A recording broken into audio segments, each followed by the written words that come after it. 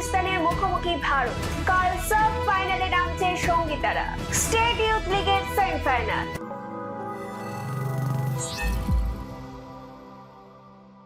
আজ বিশ্ব পরিবেশ দিবস। আমাদের চারপাশের পরিবেশের সুস্থতার দিকে আমাদের সকলের নজর থাকুক।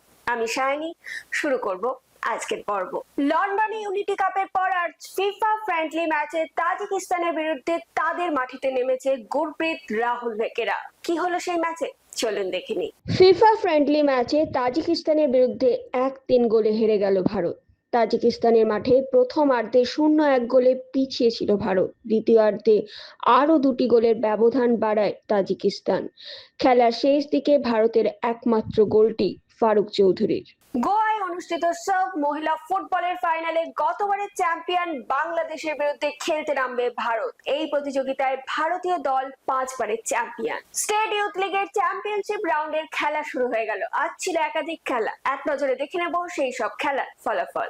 আন্ডার 13 স্টেট ইউথ লিগের চ্যাম্পিয়নশিপ রাউন্ডের খেলায় বিএমএসএ মাঠে বিধাননগর এমএসএ 1-0 গোলে পানিহাটি ফ্যাশন জোনকে হারায়। এসিএমই একাডেমি মাঠে ভবানীপুর এফসি 6-1 গোলে এসকেএম স্পোর্টস ফাউন্ডেশনকে হারায়।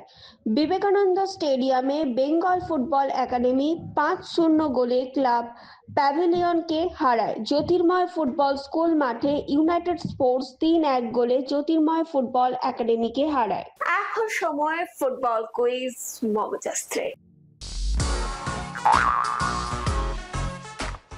চলুন তাহলে প্রথমে দেখে নেই গতকালের প্রশ্নের সঠিক উত্তর। গতকালের প্রশ্নের সঠিক উত্তর হলো 1954 সাল। এই প্রশ্নের সঠিক উত্তর দিয়েছেন ইউটিউবে সুতীর্থ বন্দ্যোপাধ্যায়।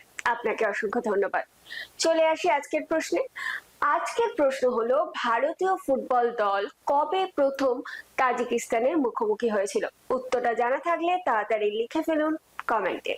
আজকের ভিডিওটি যদি আপনাদের ভালো লেগে থাকে তাহলে কিন্তু অনেক শেয়ার করে দেবেন এবং আমাদের ফেসবুক পেজটিকে ফলো করে দেবেন।